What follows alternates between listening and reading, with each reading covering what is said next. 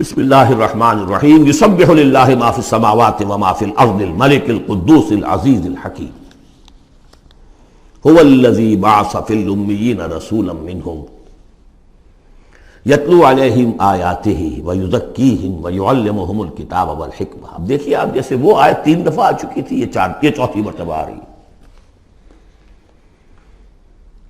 وہ بنیادی طریقہ کار کیا تھا؟ قرآن کی تلاوت۔ قرآن اس مقناطیس کے مانند تھا کہ جس کے اندر جس کی روح بیدار ہے اس کو کھینچ لے گا۔ یہ ہے آپ کا آلہ دعوت۔ اب آپ کے پاس وہ آ گئے جو سلیم الفطرت، کسی درجے میں سلام، جن کی زیادہ سلیم الفطرت اور زیادہ جو ہے وہ فوراً آ گئے۔ کچھ کو تھوڑا سا وقت لگا، پھر کچھ اور وقت لگا، کچھ اور وقت لگا، تو 12 برس میں مکے کی جو ہے وہ ہانڈی کے اندر پوری طرح بلو کر نکال لیا گیا۔ اور جو نکالا پھر ان کی تربیت، ان کی تعلیم اسی کتاب سے، حکمت قرآن پر بیس کر رہا ہے سارا پروسیس۔ تربیت بھی قرآن سے، تزکیہ بھی قرآن سے، دعوت بھی قرآن سے، تذکیر بھی قرآن سے، تبشیر بھی قرآن سے، انذار بھی قرآن سے۔ تذکیر، انذار، تبشیر، اس سے دعوت ہو گئی، اور شفاء لما فی الصدور، دل کے اندر کے جو روگ ہے ان کا علاج ہے۔ یہ دل کا روگ ہے کیا؟ دنیا کی محبت، اللہ خیر صلی اللہ، مال کی محبت، اولاد کی محبت، سب کیا ہے؟ ہاتھی کے پاؤں میں سب کے پاؤں دنیا کی محبت۔ یہ قرآن نکال دیتا ہے۔ هو الذی بعث فی الامیین رسولا منہم، وہی ہے جس نے بھیجا، اٹھایا امیین میں سے ایک رسول، انہی میں سے۔ یتلو علیہم آیاتہ، ان کو پڑھ کر سناتا ہے اللہ کی آیات۔ یہ وہ مقناطیس ہے۔ وَيُزَكِّيهِمْ وَيُعَلِّمُهُمُ الْكِتَابَ، وہ تزکیہ کر رہا ہے۔ تلاوت آیات کے ذریعے سے غلط نظریات ختم ہوئے، غلط نظریات ختم ہوئے۔ ان غلط نظریات پر جن ہمارے اعمال کی بنیاد تھی، ہر عمل کے پیچھے کوئی نظریہ ہے، کوئی ویلیو ہے جو آپ کے ذہن میں ہے، جس کے تحت آپ کوئی بھاگ دوڑ کر رہے ہیں، کوئی عمل کر رہے ہیں۔ وہ ویلیو غلط ہے تو عمل غلط ہوگا، ویلیو صحیح عمل صحیح ہوگا۔ قرآن نے ویلیو آپ کی صحیح کر دی، تو گویا کہ اب یہ برے اعمال، بری عادات، یہ جیسے پت جھڑ میں پتے جھڑ جاتے ہیں، خود ہی جھڑ جائیں گے۔ کیسے ہوئیں گے؟ اندر سے غذا ہی نہیں مل رہی، اندر تو جڑ ختم ہو گئی ان کی۔ یہ ہے تزکیہ۔ اور پھر تعلیم کتاب و حکمت، اب انہیں سکھاؤ، احکام دو، اور بڑی گہری بصیرت والی باتیں بھی سکھاؤ۔ وہ سب کے لیے نہیں ہے۔ اس کو وہ کہتے ہیں، جیسے کہ ہمارے ہاں عربی مدارس میں بھی اب ہے شعبہ تخصص۔ فارغ التحصیل تو تم ہو گئے، اب تخصص کرو۔ یہ اصل میں تعلیم حکمت جو ہے، یہ محمد الرسول اللہ کی تعلیم کا اور تربیت کا شعبہ تخصص ہے۔ یہ سب کے بس کا روگ نہیں ہے۔ وَمَن يُؤْتَ الْحِكْمَةَ فَقَدْ أُوتِيَ خَيْرًا كَثِيرًا يُؤْتِي الْحِكْمَةَ مَن يَشَاءُ وَمَن يُؤْتَ الْحِكْمَةَ فَقَدْ أُوتِيَ خَيْرًا كَثِيرًا۔ یہ اللہ تعالیٰ کسی کو صلاحیت دیتا ہے۔ اس سے پہلے تو وہ کھلی گمراہی میں تھے۔ وَآخَرِينَ مِنْهُمْ، اور محمد کو بھیجا ہے اللہ نے صرف امیین کے لیے نہیں، اوروں کے لیے بھی جو ہے تو انہی میں سے پوٹینشلی، لما يلحقوا بهم، ابھی ان میں شامل نہیں ہوئے۔ حضور سے ان کے بارے میں پوچھا گیا، حضور نے مجلس میں بیٹھے ہوئے تھے، سلمان فارسی ان کے کندھے پر ہاتھ رکھا، فرمایا حکمت اگر سریا پر بھی ہوگی تو اس کی قوم کا کوئی شخص اسے لے آئے گا۔ اور کم سے کم یہ کہ تمام جو حنفی مسلمان علماء وہ سمجھتے ہیں کہ اس حضور کی حدیث کا مصداق امام ابو حنیفہ ہے رحمۃ اللہ علیہ۔ بہرحال اس میں کوئی شک نہیں کہ ایرانی قوم جو ہے بحیثیت مجموعی بہت ذہین، فتین، فلاسفر ایک سے ایک بڑھ کر، متکلم سارے کے سارے ایرانی ہیں۔ یہ ساری چیزیں ان کے ہاں فلسفہ، منطق، دو چیزیں کی گھٹی میں۔ 3 مراکز رہے ہیں دنیا میں فلسفہ اور منطق کے، ہندوستان، ایران، یونان، 3 ہے۔ نمبر 2 پہ جرمنی آ جائے گا، اس لیے کہ وہ بھی ایرینز ہیں۔ یہ ایرینز ہیں، یہ حام کی نسل ہے میری تحقیق کے مطابق۔ اللہ تعالیٰ نے سام کی نسل کو چن لیا نبوت کے لیے، حام کی نسل کو چن لیا حکمت کے لیے۔ وآخرین منہم لما یلحقوا بہم، میرے نزدیک اس آیت کی صحیح تعبیر کیا ہے کہ ایک نیوکلیس، جیسے کہ اسٹرکچر آف ایٹم ہے، ایک نیوکلیس ہے، اس میں پروٹونز ہوتے ہیں، اور بھی بڑی بلائیں ہوتی ہیں، اب تو ایک سے ایک نکلی آ رہی ہیں۔ جب ہم نے فزکس پڑھی تھی تب یہ تھا کہ ایک نیوکلیس ہے، اس میں پروٹونز ہیں، پازیٹیو چارج ہے، اور پھر یہ ادھر جو ہے وہ اب جو الیکٹرانز چل رہے ہیں دائرے میں، بڑا ایٹم جو ہے وہ بہت سے دائروں میں۔ تو نیوکلیس اس امت کا امیین، بنو اسماعیل، اور ان کے تابع اہل عرب مشرکین، یہ نیوکلیس۔ پھر سب سے پہلے ایرانی آ گئے، پہلا جو ہے نیوٹرون الیکٹران ایرانیوں کا ہے۔ پھر رومی آ گئے، کچھ آ گئے ادھر سے، کچھ قبطی آ گئے ایجپشنز، ادھر سے آگے آپ بڑھے تو ہندی آ گئے، سندھی آ گئے، پہلے سندھی آئے پھر ہندی آئے، یہ سب ہیں اب مختلف دائرے، یہ بڑھتا جا رہا ہے۔ لیکن نیوکلیس امیین اور باقی سب آخرین۔ امیین میں سے چونکہ خود حضور تھے لہذا ان پر اتمام حجت آخری درجے میں ہو گئی، لہذا ان کے لیے کوئی رعایت نہیں تھی، اگر ایمان نہیں لائیں گے تو قتل کر دیے جائیں۔ یہ سورہ توبہ میں ہم پڑھ چکے ہیں۔ آخرین کے لیے رعایت یہ ہے کہ چاہیں تو اسلام لائیں چاہیں تو نہ لائیں، یہودی رہیں، عیسائی رہیں، کوئی رہیں، مجوسی رہیں، ہندو رہیں، سکھ رہیں، پارسی رہیں، جو چاہیں رہیں، لیکن نظام اسلام کا ہوگا، غلبہ اللہ کا ہوگا، دین ہم قائم کریں گے، تم رہو اپنے طور پر جو ہندو رہو، جو چاہو رہو۔ وآخرین منہم لما یلحقوا بہم وہو العزیز الحکیم، اور وہ عزیز ہے اور حکیم ہے۔ ذالک فضل اللہ یؤتیہ من یشاء، یہ اللہ کا فضل ہے، وہ دیتا ہے جسے چاہتا ہے، اللہ کا فضل ہے۔ اس فضل کے بڑے درجے ہیں۔ سورہ بنی اسرائیل میں آیت پڑھی، ان فضلہ کان علیک کبیرا، حضور سے خطاب ہے، سب سے بڑا فضل، سب سے بڑا فضل، سب سے بڑا فضل اس پوری کائنات میں محمد رسول اللہ پر ہوا۔ اگرچہ ان کا فضل کس طور سے ہوا ہے وہ آپ دیکھ لیجئے، ماریں پڑی ہیں، پتھراؤ ہوا ہے، خون کے دھارے چھوٹے ہیں۔ اللہ کا فضل جو ہے دنیا میں وہ ناز و نعام نہیں ہے، عیش نہیں ہے، آرام نہیں ہے۔ جس میں سب سے بڑا فضل تھا اسے یتیم پیدا کیا، پوسٹیومس، پیدا بھی ہوا باپ کے فوت ہونے کے بعد، بالکل مفلس قلاش۔ وہ تو مادائی حلیمہ کو کوئی اور بچہ ملا نہیں تھا تو قرۂ فال بنا میں من دیوانہ زدن ہو گیا معاملہ، ورنہ لوگ جاتے تھے، اچھے کھاتے پیتے گھرانوں کے بچے لیتے تھے، یتیم کو کون لے جائے گا؟ لیکن وہ یتیم پھر کیا بنا؟ در یتیم۔ وَوَجَدَكَ ضَالًّا فَهَدَىٰ وَوَجَدَكَ عَائِلًا فَأَغْنَىٰ أَلَمْ يَجِدْكَ يَتِيمًا فَآوَىٰ۔ پھر جو کچھ ہوا ہے سخت، آپ کا جو نوجوانی کا دور ہے، سخت مشقت، مزدوری۔ آپ کہتے ہیں میں قریش کی بھیڑیں بکریاں چند ٹکوں کی مزدوری پر چلایا کرتا تھا، قراریت، درہم و دینار نہیں، قراریت، ٹکے پیسے۔ بہرحال یہ دنیا کا معاملہ اور ہے۔ فرمایا وآخرین منہم لما یلحقوا بہم وہو العزیز الحکیم، ذالک فضل اللہ، یہ میں بیان کر رہا تھا، فضل کبیر بلکہ فضل اکبر تو ہوا حضور پر۔ پھر جو بھی محمد کے دامن سے وابستہ ہو گیا، بہت بڑا فضل ہے۔ چاہے اللہ نے ہمیں پیدائشی طور پر یہ فضل دے دیا ہے، ہم اس فضیلت کا قدر نہ کریں اور وہ پھر راندہ درگاہ حق ہو جائے، وہ دوسری بات ہے، اللہ نے تو دیا۔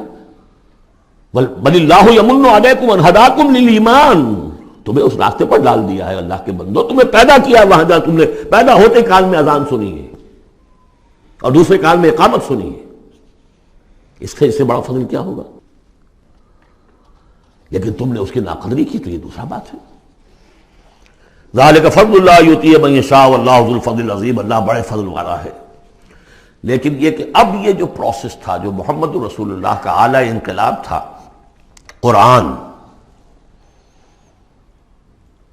اب محمد تو جا رہے ہیں صلی اللہ علیہ وسلم، یہ پروسیس آگے کون جاری رکھے گا؟ نبی تو کوئی اور آنا نہیں۔ لہذا حضور نے کہا خطبہ حجۃ الوداع میں، قد ترکت فیکم ما ان تمسکتم بہ او اعتصمتم بہ لن تضلوا ابدا کتاب اللہ، میں چھوڑ کر جا رہا ہوں، یہ محمد کے قائم مقام ہے، یہ قرآن، یہ عصائے موسیٰ سے 100 گنا بڑا معجزہ ہے۔ عصائے موسیٰ صرف موسیٰ کے ہاتھ میں تھا تو معجزہ تھا، بعد میں تو وہ لٹھیا کی لٹھیا ہے، اور کیا ہے، پڑا ہوگا کسی ٹرنک کے اندر، شاید ہو اب بھی، جیسے کہ کہتے ہیں یہودی ہے لاٹھی ہے، اب وہ سانپ تو نہیں بنے گا کسی کے لیے۔ یہ معجزہ ہے جو ہر ایک کے ہاتھ میں آ سکتا ہے، بشرطے کہ اس کا حق پہچانے، اس کا حق ادا کرے۔ اس کی قدر و قیمت کو جانیں. افبہذا الحدیث انتم مدہنون وتجعلون رزقکم انکم تکذبون. اس کے ساتھ تمہارا یہ معاملہ ہے، یہ مداہنت ہے. دنیا بھر کی زبانیں سیکھ لو، دنیا بھر کے علوم سیکھ لو، اتنی عربی نہیں کہ قرآن مجید کو براہ راست سمجھ سکو.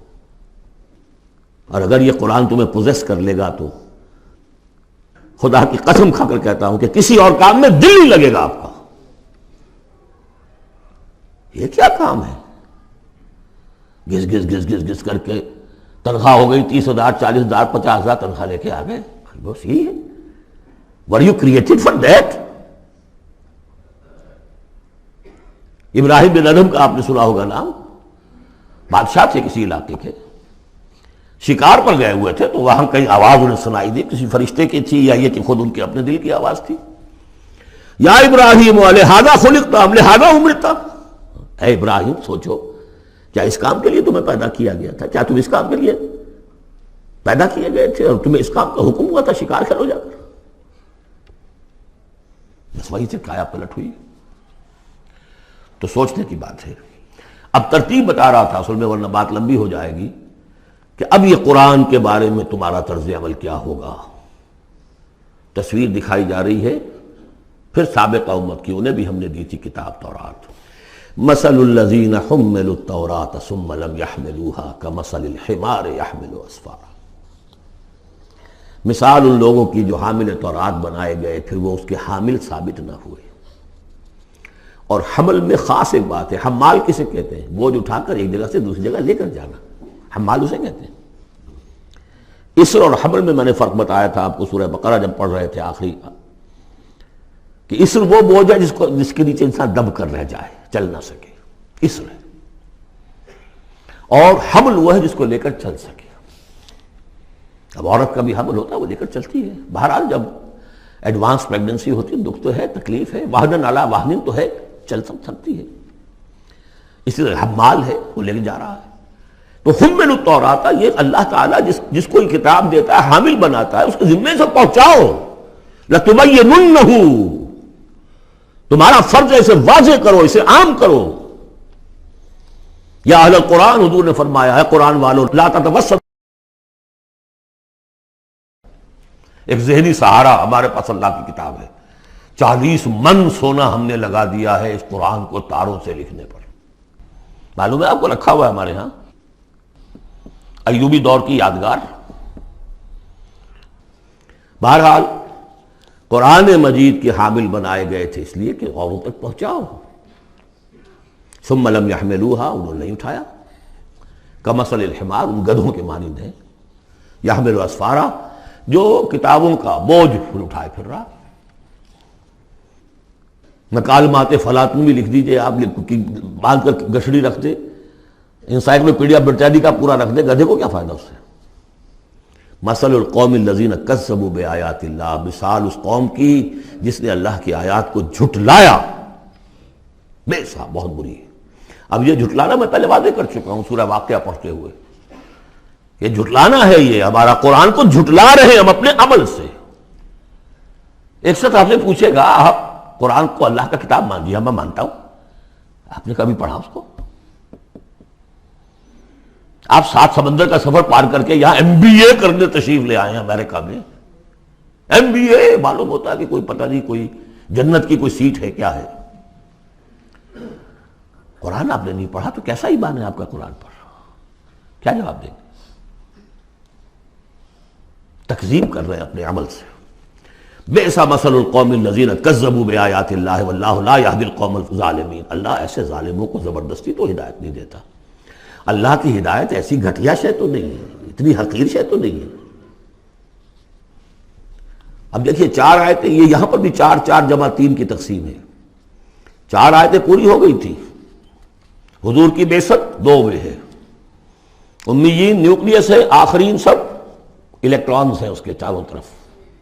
یہ ملٹی نیشنل امت ہے. ملٹی نیشنل فرمز تو آپ کو معلوم، ملٹی نیشنل. جبکہ سابق جو امت تھی بنی اسرائیل، وہ یونی ریشیل، ایک نسل کی. یونی ریشیل، یونی نیشنل، یہ multi racial, multi national. Hindi بھی، فارسی بھی، ایرانی بھی، ترک بھی، چینی بھی. اب تو دنیا کا میں نہیں سمجھتا کہ کوئی قوم رہ گئی ہو، کوئی نسل رہ گئی ہو جس میں کچھ نہ کچھ مسلمان موجود نہ ہوں. اور دوسری بات یہ کہ حضور کا بنیادی کیا ہے؟ اعلیٰ دعوت، اعلیٰ تربیت، جس سے کہ مردان کار تیار کیے جو جہاد اور قتال کریں گے، وہ ہے قرآن. اب آگے 4 آیتوں میں وہ جو طرز عمل ہمارا ہو گیا اس کی تصویر دکھائی جا رہی ہے بنی اسرائیل کے طرز عمل میں. مثل الذین حملوا التوراة ثم لم يحملوها كمثل الحمار يحمل اسفارا بئس مثل القوم الذین كذبوا بآیات اللہ واللہ لا يهدی القوم الظالمین. اس کے بعد نتیجہ کیا نکلتا ہے؟ جو آیات الہیہ سے رشتہ ٹوٹے گا تو سہارا کیا چیز رہ جائے گی؟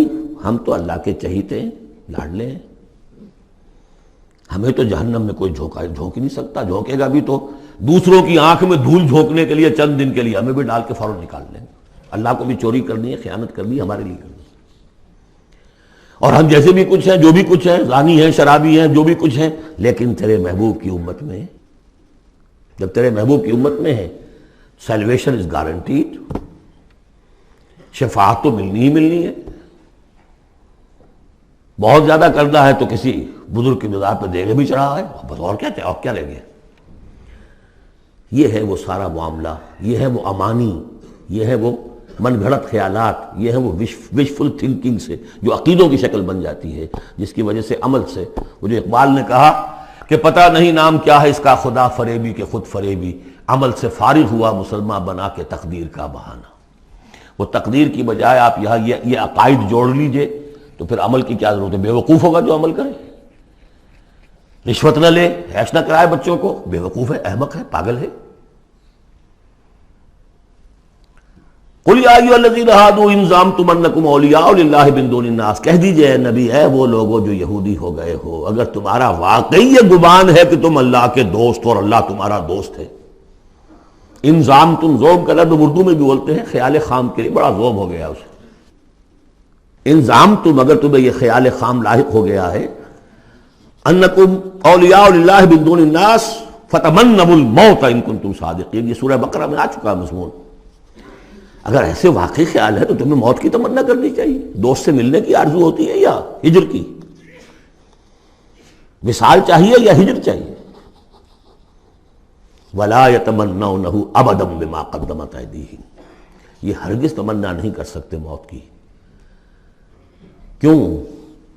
بسبب اس کے جو ان کے ہاتھ آگے بھیج چکے ہیں. انہیں معلوم ہے ہم نے کیا کرتوت آگے بھیجے. بل الانسان علی نفسہ بصیرہ، انسان کو خود معلوم ہے کہ میں کیا کچھ بھیج چکا ہوں، کیا کیا کمائیاں کی ہیں، کیا کیا حرام خوریاں کی ہیں. وہ سارے کے سارے جو ہیں وہ تو آگے بھیجے ہوئے ہیں. واللہ علیم بالظالمین، اللہ ان ظالموں سے خوب واقف ہے. قل، اے نبی ان سے کہہ دیجئے، ان الموت الذی تفرون منہ فانہ ملاقیکم، وہ موت جس سے تم بھاگتے ہو وہ تم سے ملاقات خود فرما لے گی. تم بھاگتے رہو، انہ ملاقیکم، وہ آن کھڑی ہوگی سامنے. ثم تردون الی عالم الغیب والشہادہ، پھر تمہیں لوٹا دیا جائے گا اس ہستی کی طرف جو غیب اور شہادہ سب کا جاننے والا ہے.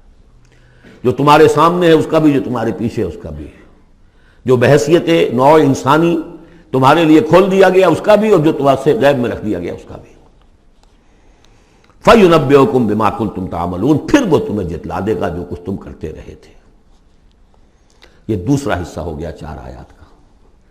گویا کہ جو کتاب محمد رسول اللہ دے کر گئے ہیں، قد ترکتم، اور جس کے لیے حکم دے کر گئے تھے کہ اب تمہارے ذمے ہے، میرے کندھے پر سے یہ بوجھ اتر کر تمہارے کندھوں پر آ گیا ہے. الا هل بلغت انا نشهد انك قد بلغت واديت ونصحت، انا نشهد انك قد بلغت الرسالة واديت الامانة وكشفت الغمة. یہ تو گواہیاں لی ہیں. اس کے بعد اللہم اشہد، اللہم اشہد، اے اللہ تو بھی گواہ رہے، یہ مان رہے ہیں. اور پھر فَلْيُبَلِّغِ الشَّاهِدُ الْغَائِبَ،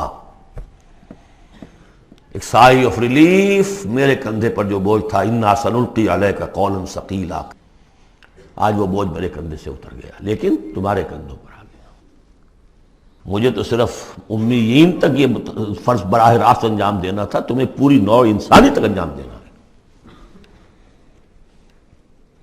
ہے، ہیوی برڈن۔ اس کے لیے یہ ہے دوسرا حصہ 4 آیات کا۔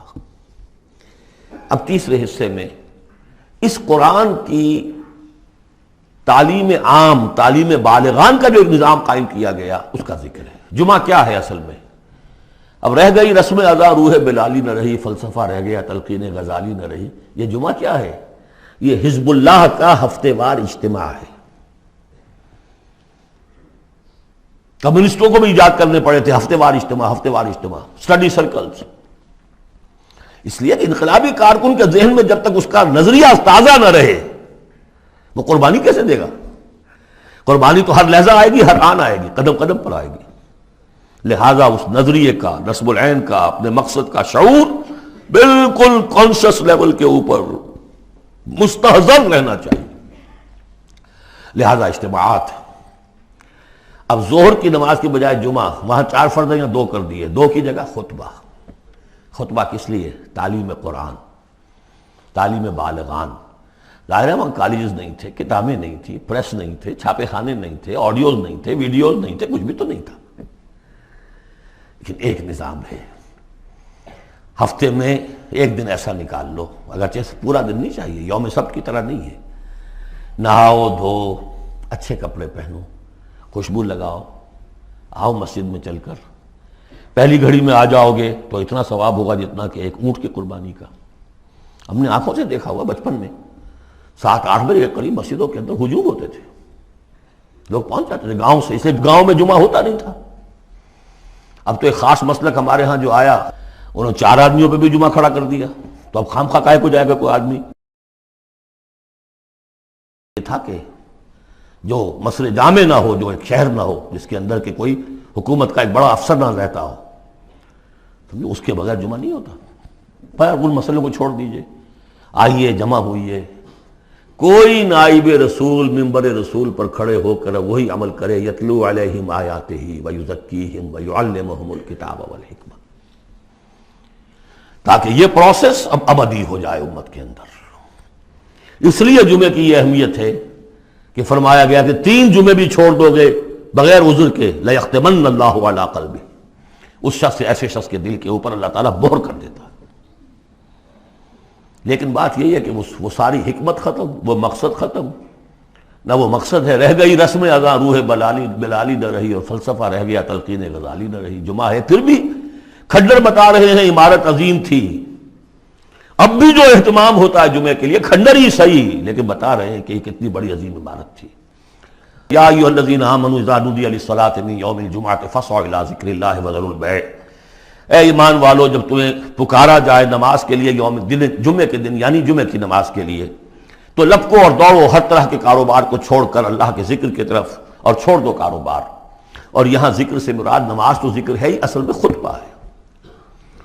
ذالکم خیر لکم ان کنتم تعلمون، یہی تمہارے لیے بہتر ہے اگر تم علم رکھتے ہو۔ فاذا قضیت الصلاۃ فانتشروا فی الارض وابتغوا من فضل اللہ، یہودیوں کا جو یوم سبت والی وہ سختی نہیں ہے، صبح کا زیادہ وقت تو مطلوب ہے کہ لگے اس کام میں، لیکن جمعے کے بعد پھر آپ جائیں اپنے کام میں لگے۔ جب نماز ادا ہو چکے اب تم زمین میں منتشر ہو سکتے ہو، جاؤ اللہ کا فضل تلاش کرو، ابتغوا من فضل اللہ واذکروا اللہ کثیرا لعلکم تفلحون، اور اللہ کو یاد کرو کثرت سے تاکہ تم فلاح پاؤ۔ وَإِذَا رَأَوْا تِجَارَةً، اب یہ بھی کمزوری آ گئی جو مسلمانوں کے اندر ایک پیدا ہوئی تھی، اس کا طرف اشارہ کر دیا گیا اس صورت میں بھی۔ جب انہوں نے دیکھا کوئی تجارت کا معاملہ یا کوئی اور کھیل کود، انفضوا الیہا، تو خاص منافقین جو تھے وہ دوڑ کے چلے جاتے تھے، وترکوک قائما، اور آپ کو چھوڑ جاتے تھے کھڑے ہوئے۔ اور اس لیے کہ عام خیال یہ ہے کہ عام طور پر پہلے جو ہے خطبہ جیسے عیدین میں بعد میں ہوتا ہے، ایسے ہی جمعے کا خطبہ بھی بعد میں ہوتا ہے، سمجھا انہوں نے نماز تو ہو گئی چلو۔